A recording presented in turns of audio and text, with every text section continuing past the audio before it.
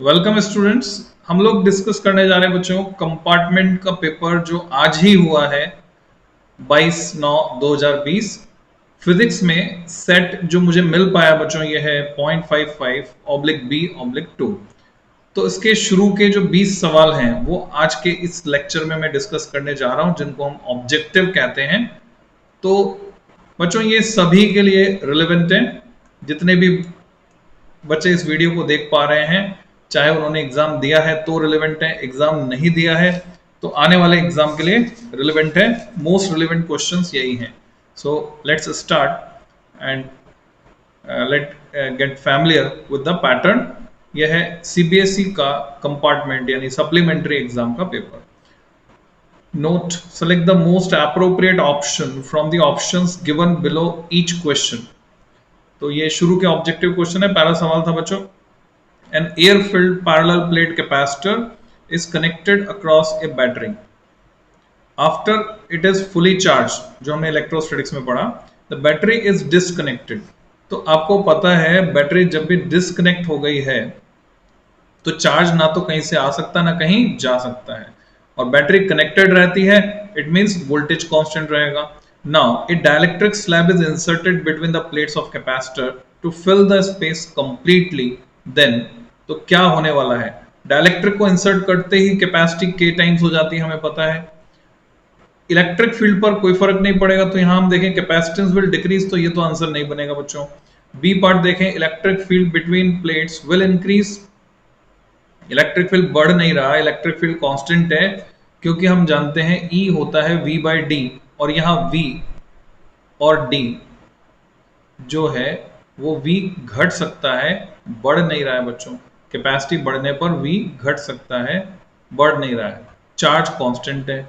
Potential difference between the plates will increase, बढ़ नहीं रहा V घट रहा है एक्चुअल में। तो ये तीनों A B C गलत हो गए। तो करेक्ट ऑप्शन जो हमें दिख रहा है, charge on the plates will remain same. So correct answer है चार्ज कांस्टेंट रहेगा, क्योंकि बैटरी डिस्कनेक्ट कर दी गई। Okay, next question. A charged particle is placed between the plates of a charged parallel plate capacitor। तो जब हमने charge particle को बीच में रखा, it experiences a force F, one of the plates is removed, the force on the charge particle becomes. बच्चों होता यह है कि एक प्लेट है, उसकी चार्ज डेंसिटी सिग्मा है, दूसरे की माइनस सिग्मा है, तो बीच में कोई भी पॉइंट अगर हम कंसिडर करते हैं पॉइंट P, तो वहां पर इलेक्ट्रिक फील्ड होता है जस्ट डबल, दोनों प्लेट्स की वजह से डबल। बच्चों ग्राफिक टैब मेरी अभी मेरे पास है नहीं, तो मैं पेपर पे लिख के आपको दिखा रहा हूँ। तो जस्ट डबल हो जाता है बीच में। तो ये बोल रहे हैं कि पॉइंट P पर जो है सेंटर पे कोई चार्ज Q रख दिया गया है।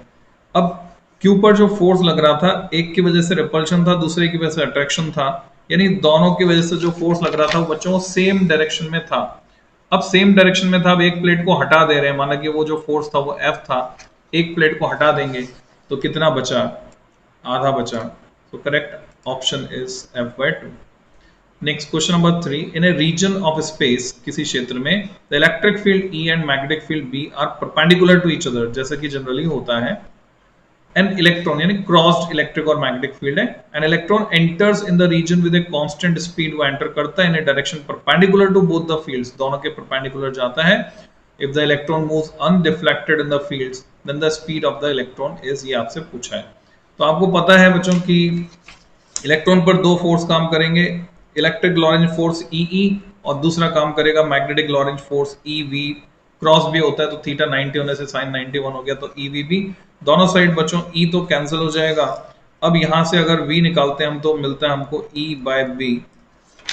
तो आप देख सकते हैं जो V मिला हमको E/B, it means option A is correct. Next है, two particles of masses m1 and m2 have equal charges, दोनों के चार्जेस बराबर हैं। They are accelerated from rest, rest से एक्सेलरेट किया through a potential difference V, हमने accelerate किया, दोनों पर सेम पोटेंशियल लगाया, and then enter in a region of uniform magnetic field B, वहां ये एंटर करते हैं। If they describe circular path of radius R1 and R2 respectively, then value of m1 upon m2 is, ये हमें पता करना है बच्चों। तो आपको पता है कि मैग्नेटिक फील्ड की प्रेजेंस में होता क्या है, mv²/r जो सेंट्रीपिटल फोर्स है वो इक्वेट हो जाता है मैग्नेटिक लॉरेंट फोर्स QVB से, और यहां से हमें रेडियस का एक्सप्रेशन मिलता है R = mv/QB। अब क्योंकि ये तो है वेलोसिटी का v, छोटा v है वेलोसिटी का v। अब मैं क्या करूंगा बच्चों, इसको पोटेंशियल की टर्म्स में कन्वर्ट करने के लिए पहले मैं mv को लिख देता हूं momentum p upon QB, p को लिख देता हूं √2m kinetic energy k upon QB, ये लिखा मैंने। और उसके बाद बच्चों काइनेटिक एनर्जी पोटेंशियल एनर्जी के चेंज के बराबर होती है, और पोटेंशियल एनर्जी होती है चार्ज इनटू पोटेंशियल, तो मैं इसको लिख पाऊंगा √2m/QV अपॉन बिना अंडर रूट के QB, तो ऊपर नीचे Q रूट से कट गया, बाहर हमारे पास बचता है 1/B टाइम्स √2mv/Q। ये एक्सप्रेशन हमारे पास बचा। तो अब आप देख सकते हैं इसमें v सेम है, b सेम है, तो v और v तो कट गए, q भी सेम है दिया है, 2 सेम है कट गया, तो r किसके प्रोपोर्शनल हुआ, सीधे सीधे r is proportional to √m। तो अब मैं ओरली सॉल्व कर सकता हूं इसको, तो m1/m2 जब r प्रोपोर्शनल √m है तो r² प्रोपोर्शनल m हो गया, दोनों साइड स्क्वायर किया हमने, तो r² प्रोपोर्शनल m हो गया, तो m1/m2 हो गया r1/r2 का square. So correct option is C. Next question है बच्चों, a beam of white light is incident on a glass air interface. तो आप देख रहे हैं ग्लास से एयर में जा रही है, व्हाइट लाइट है, इसमें 7 कलर्स इनबिल्ट हैं। From the glass side at such an angle that the green light grazes, इसको बोलते हैं बच्चों कि ये I = IC है पर्टिकुलर ग्रीन लाइट के लिए। The colours of the light which will emerge out in air, कौन से कलर हवा में निकल जाएंगे। न्यूमेरिकली हम सॉल्व कर सकते हैं, μ = 1/sin IC, फॉर्मूला आप जानते हैं, IC = sin inverse 1/μ। Critical angle और रिफ्रैक्टिव इंडेक्स के बीच का रिलेशन आप जानते हैं, पर मैं चाहता हूं फिजिकली हम इसको सॉल्व करें। बच्चों इस सवाल को करने के लिए एक दूसरे सवाल का जवाब दो। हीरा अगर जगमगाता है उसका कारण हम जानते हैं TIR, all of us know TIR की वजह से, पर परफेक्ट TIR नहीं हो रहा है हीरे में, धीरे धीरे रिस करके लाइट निकलती है, टाइम लैग आता है, जैसे बोलते हैं लिंगरिंग ऑफ साउंड। जैसे इस कमरे में मेरी आवाज अभी गूंज रही है, दीवार खाली कमरा है तो गूंज रही है आवाज, लिंगरिंग इफेक्ट ऑफ साउंड इसको बोलते हैं। सो लिंगरिंग इफेक्ट ऑफ लाइट, उसी की वजह से हीरा जगमगाता है बेसिकली। तो अगर हीरा जगमगाएगा, कौन सी कलर की लाइट उसमें सबसे ज्यादा देर तक रुकेगी, तो जवाब है जिसका TIR इजीली होगा, बार बार होगा, जिसके लिए एंगल क्रिटिकल एंगल कम होगा। कम क्रिटिकल एंगल है तो जब भी किसी एंगल पर वो गिरेगी, अगर वो क्रिटिकल एंगल से ज्यादा होगा तो वापस लौट के अंदर ही रह जाएगी। तो मैं आपको क्लियर कर दूं, सोच के देखना थोड़ा सा और दिमाग में कंसेप्ट को घुमाना, फिर मैथमेटिक्स भी इसकी देख लेना।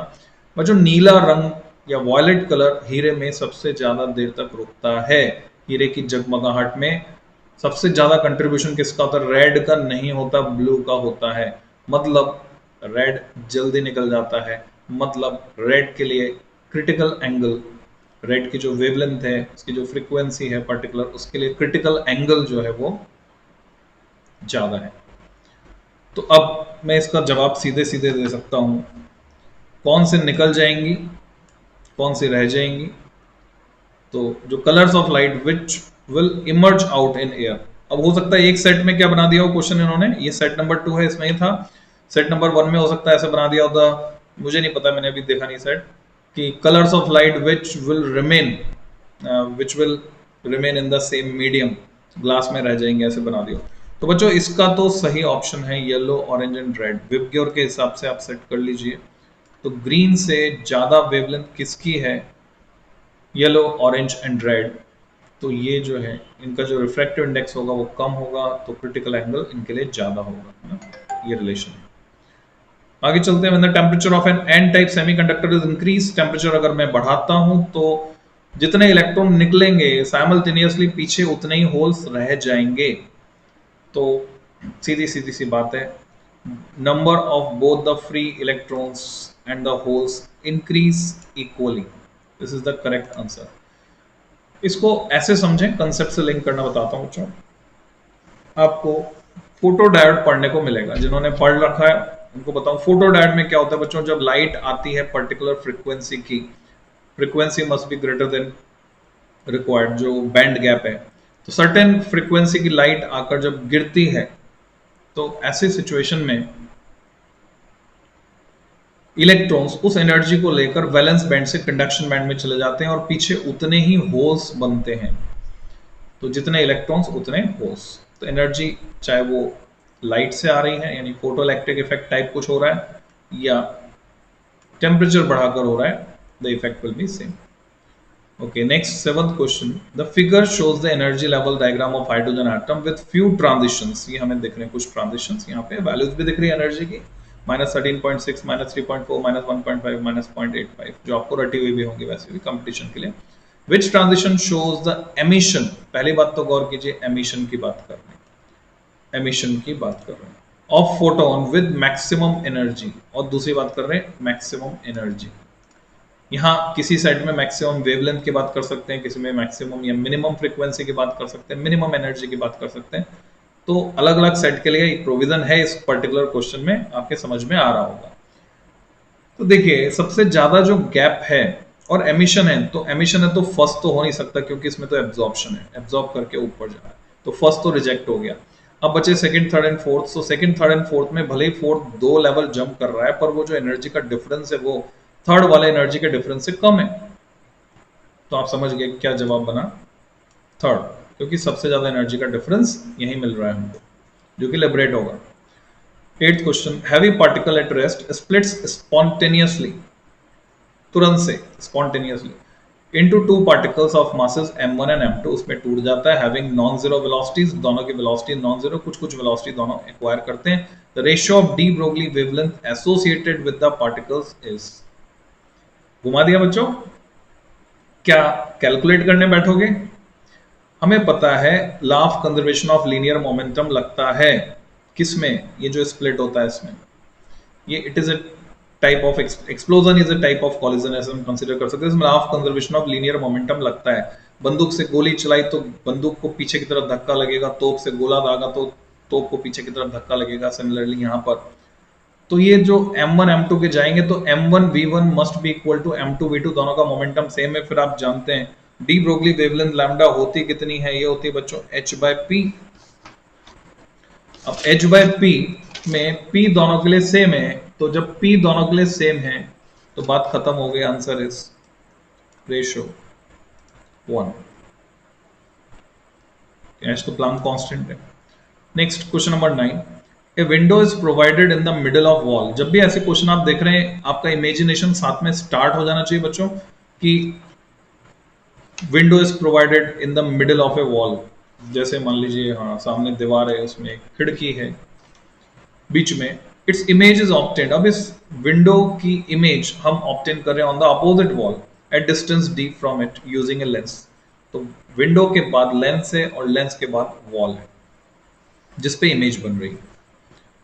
If the window and its image are of same size, ये आप एक्सपेरिमेंट खुद भी करके देख सकते हैं, बना सकते हैं, then the focal length of the lens used is, तो उस लेंस की फोकल लेंथ क्या होगी? तो सिंपल एप्लीकेशन है बच्चों, लेंस फॉर्मूला अगर आपको आता है और थोड़ा सा इमेजिनेशन चाहिए, तो डिस्टेंस जो है विंडो और वॉल के बीच d है, तो लेंस हमने कहाँ रखा होगा? बोले इमेज और ऑब्जेक्ट का साइज सेम है, यानी अगर मैं लिखता हूं मैग्निफिकेशन m, जो कि लेंस के लिए पॉजिटिव में होता है बच्चों, v बाई यू, तो v is equal to u आ गया मेरे पास, यहां से v is equal to u आ गया। अब मैं लेंस फॉर्मूले में सीधे रखता हूं 1/f, हम जानते हैं होता है 1/v माइनस 1/u। तो आपको पता है आपको कौन सा नेगेटिव कौन सा पॉजिटिव रखना है, आपको रखना होगा जो v है इमेज डिस्टेंस, वो इन द डायरेक्शन ऑफ रे है, पॉजिटिव एक्स एक्सिस के लॉन्ग, तो पॉजिटिव रहेगा, और कितनी दूरी रहेगी? d/2 रहेगी। जबकि u लेंस के पहले उल्टी डायरेक्शन में हम नाप रहे हैं, opposite to the direction of ray, तो वहां पे आएगा माइनस साइन के साथ d/2। और जब मैं इसको कैलकुलेट करूंगा बच्चों, आप भी कैलकुलेट कर सकते हो, तो साफ साफ दिख रहा है आगे स्टेप्स में खा सकता हूँ। तो क्या आ गया हमारे पास से आंसर, प्लस में d/4, option A is correct option. अब और चेक कर लेना इन सबको, है ना, जरूरी नहीं है कि मैंने जो बताया वो परफेक्ट है। अगर आप मेरे लॉजिक से सहमत है, अगर आपके पास और कोई लॉजिक है तो आप मेरे से डिस्कस कर सकते हैं। मेरा फोन नंबर है, व्हाट्सएप पे आप डिस्कस कर सकते हैं 9414489614। जो भी बात आपको समझ में ना आए आप डिस्कस कर लें, और अगर मैंने कुछ गलत बता दिया है तो आप मेरे से डिस्कस कर सकते हैं, ऐसा आपको लग रहा है तो। ठीक है, okay. 10th, if all particles are moving with the same speed, सारे पार्टिकल सेम स्पीड से चल रहे हैं, then the particle associated with the maximum de Broglie wavelength will be. सबसे ज्यादा डी ब्रोगली वेवलेंथ वाला पार्टिकल कौन सा होगा? जब सारे पार्टिकल सेम स्पीड से एंटर करते हैं तो हम जानते हैं lambda equal to h upon p, और उसको मैं क्या लिखूंगा, मोमेंटम को p को लिखूंगा mv। तो अब सीधे सीधे v और h तो सेम है, तो lambda is proportional to 1 upon m। अब जो रिक्वायरमेंट है बच्चों सिर्फ इतनी सी है, जिसका मास सबसे कम उसकी लैम्डा सबसे ज्यादा, वही आपको बताना है। मैक्सिमम डी ब्रोगली वेवलेंथ, जिसका मास सबसे कम, तो हम जानते हैं प्रोटॉन अल्फा पार्टिकल हीलियम का न्यूक्लियस है तो सबसे भारी है। अच्छा, न्यूट्रॉन जो है वो भी भारी है, प्रोटॉन और न्यूट्रॉन तो बात एक ही है। तो अब खाली बीटा पार्टिकल बचा, तो आपको पता होना चाहिए beta particle is nothing but electron. Electron को ही हम बीटा पार्टिकल कहते हैं, तो डेफिनेटली बीटा पार्टिकल जिसका मास सबसे कम है उसी की डी ब्रोगली वेवलेंथ सबसे ज्यादा होगी। फिर नेक्स्ट पे आते हैं हम, fill in the blanks with appropriate answer. हमें ब्लैंक्स फिल करने। Question number 11, in an unbiased PN junction diode the n side of the junction is at. तो थोड़ा सा अगर कॉशियसली, सहज होकर, बिना एक्साइटेड, बिना डिप्रेस हुए क्वेश्चन पेपर अटेम्प्ट करेंगे तो वर्ड्स का सही सही मीनिंग आपको समझ में आएगा। बच्चों, जब पीएन जंक्शन बनता है तो जंक्शन के पास एक डिप्लीशन लेयर फॉर्म हो जाती है, जहां पर पी साइड में बचते हैं, क्या बचते हैं, नेगेटिव आयंस, और एन साइड में बचते हैं पॉजिटिव आयंस, क्योंकि वहां पर मोबाइल इलेक्ट्रॉन्स और होल्स मिलकर न्यूट्रलाइज हो जाते हैं। और यही कारण है कि एन साइड अभी हायर पोटेंशियल पर है और पी साइड लोअर पोटेंशियल पर है, क्योंकि एन साइड पॉजिटिव है और पी साइड नेगेटिव है।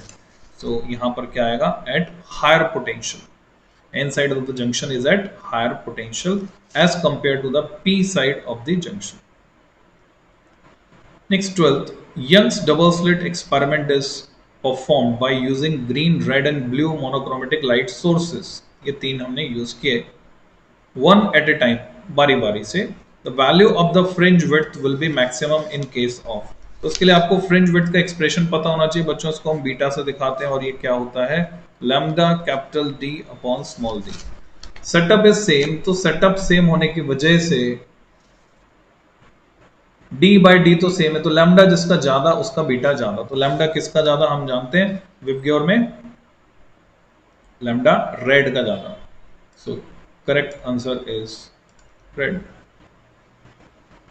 In a single slit diffraction experiment, अब याद कर लीजिए ये किसका डिफ्रैक्शन की बात कर रहे हैं, सिंगल स्लिट की बात कर रहे हैं। The phase difference between the waves originating, ध्यान से समझना, phase difference between the waves originating from the two edges of the slit. बच्चों पहली बार आया सवाल, ऐसे कई सवाल इस पेपर में देखने को मिल रहे हैं जो पहली बार इन्होंने फ्रेम किए हैं, घुमाया गया है बहुत।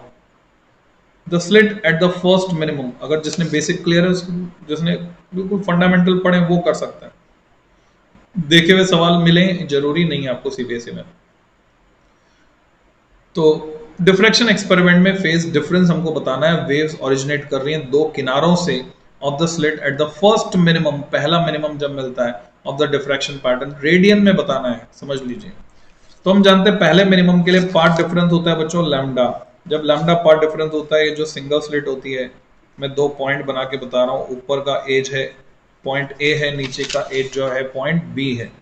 तो ए और बी से जो स्क्रीन पर जा रही हैं, सेंटर पर जो मिलती हैं वो तो इक्वल पार्ट ट्रेवल करके मिलती हैं, यानी उनके बीच पार्ट डिफरेंस 0 होता है। पर पहले मिनिमा के लिए बात करें, मान लीजिए पी डैश पर हमें मिल रहा है पहला मिनिमा, तो पी डैश पर ए से और बी से जो जाएंगी, तो पार्ट डिफरेंस अगर लैम्डा होगा तो फेज डिफरेंस कितना होगा, तो हमें पता है lambda path difference corresponds to 2 pi phase difference corresponds to capital T time difference.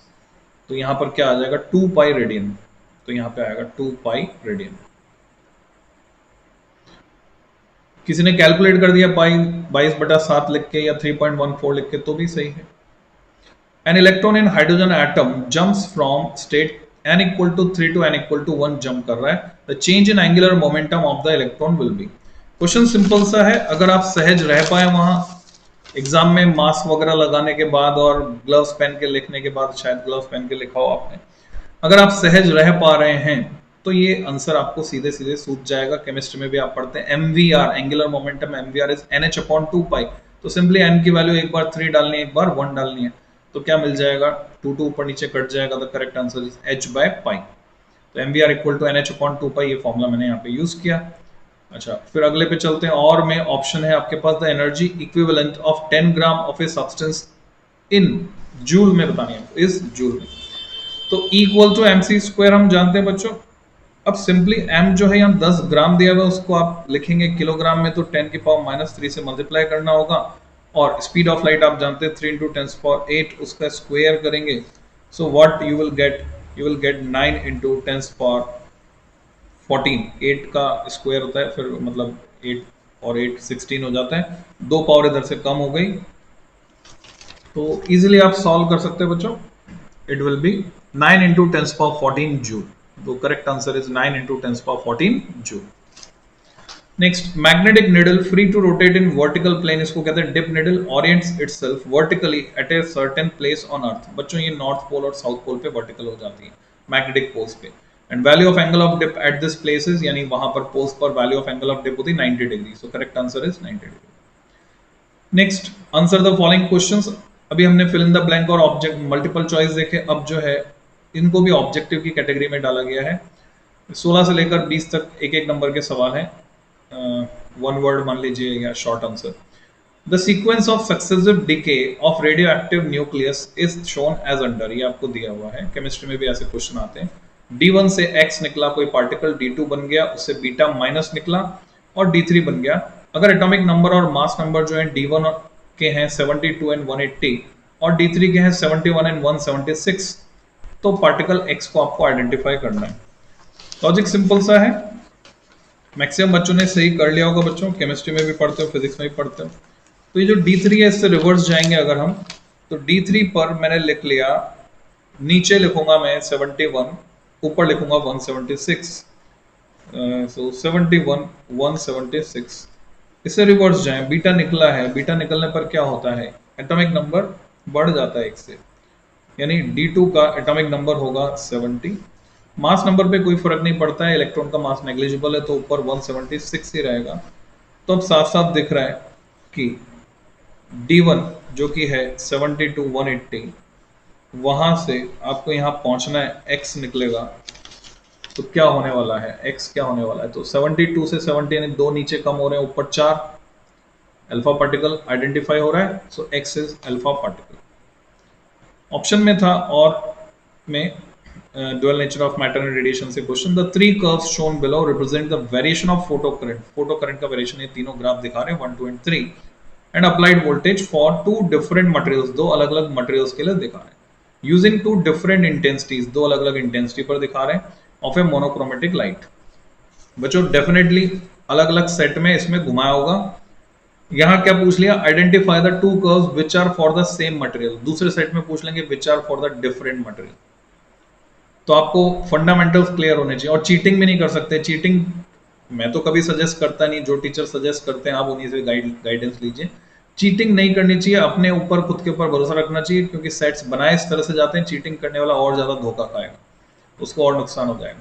तो बच्चों यहाँ पर हम जानते हैं डिफरेंट इंटेंसिटीज, तो इंटेंसिटीज डिफरेंट होगी तो फोटो इलेक्ट्रिक करंट डिफरेंट होगी, मटेरियल सेम होगा तो स्टॉपिंग पोटेंशियल सेम होगा, यानी आप समझ गए होंगे इसका सही जवाब है 1 and 2। 1 and 2। 17th question, by convex lens is made up of glass of refractive index 1.5, उससे बना है वो, फॉर्म से real image of an object in air, हवा में रियल इमेज बना रहा है, तो इमेज का नेचर दिया हुआ है रियल। इन्वर्टेड लिखा होता तो अच्छा था, नहीं लिखा कोई बात नहीं। If the whole setup were immersed in a liquid of refractive index 1.7, ऐसे लिक्विड में हमने इसको डुबो दिया जिसका रिफ्रैक्टिव इंडेक्स ग्लास यानी उस लेंस के मटेरियल के रिफ्रैक्टिव इंडेक्स से ज्यादा है। हमने पढ़ा हुआ है थ्योरी में बच्चों, कॉन्वेक्स लेंस को कन्वर्जिंग जो नेचर का है उसको अगर ऐसे मटेरियल में डुबो दिया जाए जैसे कि CS2 कार्बन डाइसल्फाइड जिसकी ऑप्टिकल डेंसिटी इसकी ऑप्टिकल डेंसिटी से ज्यादा है, तो वो कॉन्वेक्स लेंस कॉन्केव लेंस यानी डाइवर्जिंग नेचर का हो जाता है। तो यहाँ वही हो रहा है, 1.5 वाले को 1.7 में जब डुबो देंगे तो ये रेस को कन्वर्ज करने के बजाय डाइवर्ज करने लगेगा। तो नेचर ऑफ इमेज पर क्या फर्क पड़ेगा, ये बिहेव करेगा कॉन्केव लेंस की तरह, तो बनाएगा वर्चुअल इमेज।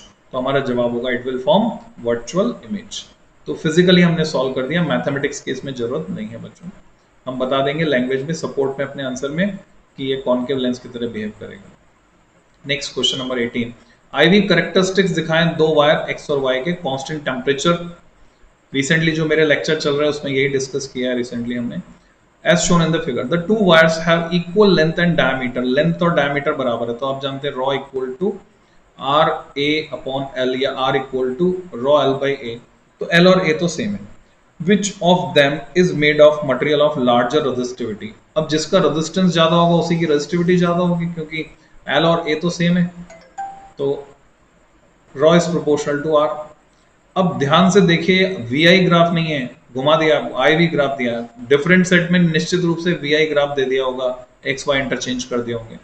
तो आईवी ग्राफ होने की वजह से जिसका स्लोप कम उसका रेजिस्टेंस ज्यादा, और जिसका रेजिस्टेंस ज्यादा उसकी रेजिस्टिविटी ज्यादा। तो आपको क्या लिखना है आंसर में, टू दी पॉइंट लिखकर आना है, आसपास की बात नहीं लिखनी है कुछ भी। विच of them is made of material of larger resistivity, x is made of material of larger resistivity, क्योंकि इसका स्लोप कम है तो रेजिस्टिविटी ज्यादा होगी। नेक्स्ट है 19, cell of EMF E and inter resistance small r is connected across a variable external resistance capital R, plot the variation of voltage drop V across the resistor as a function of R. बच्चों आज ही बताया मैंने सुबह के lecture में, practically बताया, multimeter लगाकर बताया।